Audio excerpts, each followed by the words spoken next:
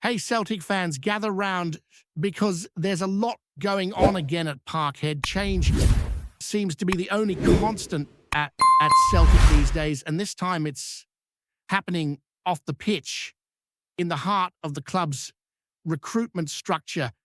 The news that broke recently is that Jay Lefebvre, the man who's been running Celtic's scouting department for years, has decided to move on. He's reportedly heading to Swansea City, and honestly, that's a big loss for us. This is someone who's been with Celtic since late 2019, which means nearly 6 years of service when you think about how many transfer windows, how many signings, and how many hours of analysis have gone by in that time. It's hard not to appreciate the scale of his influence behind the scenes. Now, Jay Lefebvre wasn't just another name tucked away in the back office. This was the guy who built and managed Celtic's entire scouting network.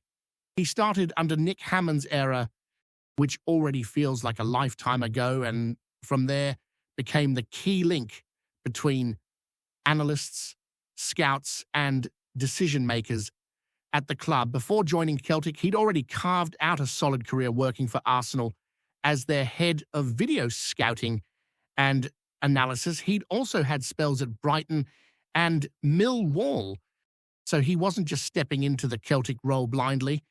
He knew exactly what it meant to structure a modern football scouting department from the ground up. At Celtic, his job was about far more than just identifying players. On his professional profile, he even described his role as one that involved producing live and video reports on potential signings, managing all scouting systems, allocating match assignments to scouts, and setting up the processes that allowed the club to identify and evaluate talent using data. He was the one keeping Celtic up to date with the newest tools and technologies in football recruitment. So when someone like that walks out the door, it's not just one person leaving. It's a huge piece of the football operation that needs rebuilding. And to be fair, Celtic don't exactly publicize these roles much. You'll never find a full list of the scouting team on the club's website. It's all done quietly, and maybe that's normal for most clubs. Still, it makes you wonder what comes next, because when you lose the person who's been guiding your recruitment structure for nearly 6 years, you've got to have a clear plan. Who's coming in to take over? What direction does Celtic want to take from here?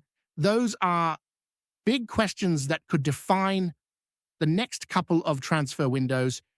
If we're being honest, it's probably time Celtic reevaluated how transfers have gone recently. Since Brendan Rodgers came back to the club, we've seen 31 first-team signings arrive, costing around £75 million. And it's fair to say not all of those have been hits. A few good ones, sure, but too many have struggled to make an impact or even settle in properly. Out of those 31, only a handful really look like solid signings who've brought consistent quality to the side. You could say Kasper Schmeichel has done well enough. Luke Macau, brought in for about £1 million, also feels like a good bit of business. But beyond that, the hit rate just hasn't been where it should be for a club of Celtic's ambition. We've seen plenty of players fall short. Names that promised a lot when they came in but didn't quite deliver. From the chaotic summer of 2023 to some of the recent January windows, the trend hasn't been great. Too many signings have ended up as squad players, bench options, or completely out of the picture. Now, no one's saying it's all on Lefebvre. Recruitment at a football club is a team effort. There are scouts, analysts, sporting directors, and of course the manager. Everyone has their say. But it's fair to look at the bigger picture and say the system hasn't been producing enough success. Since the Ange Postecoglou era ended, Celtic have found it harder to bring in players who can immediately make the difference. We're still relying heavily on key figures from that period. Players who were brilliant under Ange but now, whether through injuries, age, or just fatigue, aren't quite performing at the same level, and that's what makes this moment feel so crucial. The club is clearly entering a rebuild, not just on the pitch, but off it as well. The departure of Jay Lefebvre might just be the latest sign of that. The coaching team has already changed. Brendan Rodgers is gone, along with key staff like John Kennedy and Adam Sadler. There's talk about restructuring in the academy too, possibly with Stevie Hamill stepping up to lead that side of things. It feels like every part of the football department is shifting, except perhaps the one area fans most want to see change, the boardroom. So, yeah, we're watching the start of a transformation, but it still feels like we're waiting for it to properly begin, because how can you rebuild until you can actually sign new players, move others on, and set a new recruitment strategy in motion? January's window could be massive. Celtic need to start hitting the mark again in the transfer market, finding players who not only fit the system, but can elevate it. One thing I really hope for with this new chapter is more transparency from the club. Celtic supporters are passionate and loyal, and most just want to understand what's going on behind the curtain. Nobody's asking for every scouting document to be public, but imagine how refreshing it would be if we got even small insights into how the club thinks about recruitment. What markets are we focusing on? Is Japan still a key target area now that Ange is gone? What about South America? Are we continuing to explore MLS connections after the loan signing from Argentina? Even a bit of that communication would go a long way. Instead, we usually get the same recycled lines about developing Champions League level players, which, let's be honest, doesn't really tell us anything. Supporters want to feel connected to the plan. We want to look at a new signing and say, yeah, that fits the strategy, and that makes sense. Right now, it doesn't always feel that way. It feels like we're signing in different directions at once. One for the manager, one for the board, one for the analytics team. And that lack of unity is showing on the pitch. And that's why whoever steps in next, whether it's a new head of scouting or a new manager, needs to be fully involved in the process. The days of the club signs the players and the manager develops them have to end. That kind of separation just doesn't work anymore. Modern football demands alignment between the manager and the recruitment team.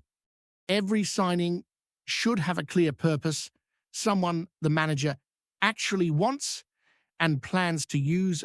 Because when you look at the state of things now, the inconsistency in performances, the lack of depth in some positions, the dependence on aging stars, it's clear that this rebuild can't just be about replacing players. It has to be about fixing the system that identifies them in the first place. Losing Lefebvre might be the perfect opportunity for Celtic to reset, to reimagine how scouting is done, and to make sure that the next few transfer windows set the foundation for something stronger. The truth is, Celtic have always thrived when there's a clear identity guiding recruitment. We saw it under Ange when every signing felt like part of a bigger plan. Players like Kyogo, Maeda, Hatate, they weren't just individuals, they were puzzle pieces that fit perfectly into a system. Since then, that sense of purpose has faded a bit. That's why this next phase, rebuilding the scouting department, appointing a new manager, redefining the transfer approach, might be the most important period the club has faced in years. While all that's been happening off the pitch, there's been plenty going on within the squad itself, especially with the international break in full swing. Sometimes these pauses in the season feel like a relief, but for Celtic right now, it's more like holding our breath. The squad's already stretched thin, And every time players head away with their national teams, there's that familiar fear. Please, no new injuries. Because the truth is, Celtic are running on fumes in several positions. Central midfield might be the only area that still feels fully stocked, but everywhere else the depth just isn't there. A bunch of Celtic lads are out representing their countries right now. Kieran Tierney and Anthony Ralston are with Scotland, gearing up to face Greece and Denmark. That'll be a proper test for them. And it's always good to see Ralston still in the frame at international level.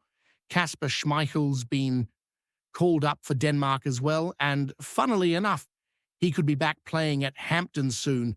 Scotland might need at least a draw in Greece to make that match a real occasion, but either way, it's shaping up to be an emotional week for Kasper, especially after his cup heroics not too long ago.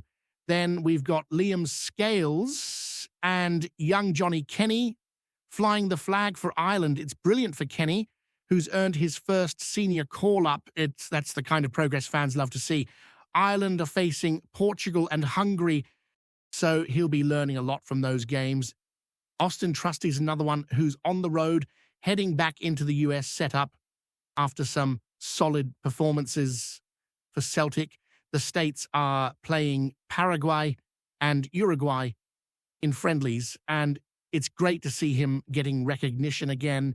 Benjamin Negron's with Sweden, but things haven't been too rosy there. They've had a rough World Cup qualifying campaign and are now being managed by Graham Potter, which caught a few people by surprise. It'll be interesting to see if Potter takes a shine to Negron, because that could be huge for his confidence when he returns. Misha Lance Palisha finally got his first call-up for DR Congo. That's been a long time coming. He declared for them ages ago, but somehow kept missing out on selection. Now they've got a massive playoff against Cameroon, which could even lead to a final. So it's a big moment for him. We've also got Velau off with Finland, taking part in a friendly against Andorra, and then a qualifier against Malta. He might get minutes in that friendly. He's been a bit on the fringe lately, but international games like that can be a great boost. Sebastian Tenketi's away with Tunisia, though it's not entirely clear how involved he'll be. They've already qualified for the World Cup, so there might be some experimentation going on. Still, if he's there, it means the coaches see something in him, and that's what matters. Daisen Maeda's with Japan again for the Kirin Cup, which might technically be a friendly tournament, but in Japan they treat it like a serious competition. They're playing Ghana and Bolivia, and for Daisen, it's another chance to sharpen up before returning to Celtic duty. And finally, young Kobe Donovan's been called up by Scotland's under-21 side to face Gibraltar and Bulgaria. It's great to see another academy product continuing to get recognition at that level, so plenty of players scattered across the globe, and with that comes plenty of risk. The likes of Reo Hatate and Ari Engels haven't been called up this time, and in Engels' case, it's been almost a year since his last Belgium cap. A bit of a drop-off for someone who was once a regular in the youth setup. A few of the big names like Cameron Carter-Vickers, Alistair Johnston, Kelechi Iheanacho, and Marcelo Sarra are out injured, so they're staying put. That's both good and bad news. It means they'll be recovering, but it also highlights just how thin Celtic's squad really is right now. The club can't afford another setback, one more injury to a key player, and the depth issue becomes a full-blown crisis. It's crazy to think how quickly the balance of this squad has changed. Not long ago, we were talking about Celtic having options everywhere. Now we're counting the healthy bodies. It shows how recruitment, squad management, and long-term planning are all tied together. When one of those areas falters, the whole structure feels it. Beyond the players away on duty, there's also been a small update on the B team. They've advanced to the knockout stages of the KDM Evolution Trophy, basically the Challenge Cup. It's a strange situation because they actually lost 2-0 to East Kilbride last night, but still went through thanks to earlier results. They're sitting 21st in a 30-team table, which isn't exactly glamorous, but progress is progress. That squad featured a few familiar names, including Ben Summers and, interestingly, Shun Yamada. Now, Calder Glen Country Park probably wasn't what Yamada pictured when he joined Celtic, but it's all part of the journey. There's a story there too about patience, development, and opportunity. Callum Osmond is the perfect example. Not long ago, he was playing at that same level, and before his injury, he was on everyone's radar after breaking into the first team. It's a reminder that even for the young guys, there's always a pathway. So while the senior team might be struggling to find consistency, there's still some promising talent coming through the ranks. And yet, despite all this movement, the internationals, the youth players, the backroom changes, the one thing that everyone's still waiting on is the managerial situation. The hunt for the new boss continues, and the truth is, there hasn't been much concrete news. There have been plenty of interviews floating around, people talking about Wilfried Nancy and his potential fit for the role, but it's still early days. He's being talked up, sure, but that doesn't mean it's done or even close to it. Before we proceed, subscribe to our channel and enable notifications to receive all exclusive news about Celtic FC. Don't miss any details about your favorite team. It's extremely important for Celtic FC fans. The whispers have been getting louder in Glasgow, and it looks like the heart of the Hoops could be beaten in another jersey come next season. Sources close to the club are hinting that Celtic's star player, the one who's carried the midfield and sparked the front line for seasons, might be packing his bags sooner than fans would like. Corridors at Celtic Park have been buzzing with speculation, and supporters are leaving no stone unturned, trying to figure out whether it's just talk or something more substantial. It's no secret that interest from clubs across the water has been intensifying. Rumours suggest that teams from the English Premiership have had scouts in the stands, and whispers of big money offers are floating about. While the club has remained tight-lipped, insiders hint that the player himself has been weighing his options, with the thought of new challenges and the lure of a bigger stage on his mind. Celtic fans, of course, are divided, some clinging to hope that the star stays, while others brace themselves for the inevitable heartbreak that comes with watching a homegrown hero walk out the door. Managerial staff are said to be preparing for all scenarios, quietly lining up replacements but not confirming anything publicly.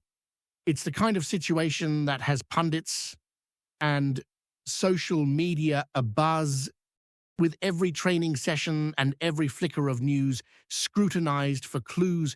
Supporters' forums are alive with theories, from potential swap deals to surprise bids from abroad, and it feels like the city itself is holding its breath. One thing is clear: if Celtic do lose their talisman, it won't just be a loss on the pitch, it'll be a blow to the spirit of the club. Yet, as ever, football moves fast, and what's mere chatter today could be tomorrow's transfer headline. Until an official statement lands, Glasgow will continue to wonder, will the Hoops' brightest star stay, or is a new adventure waiting just beyond the horizon? Hello, fan.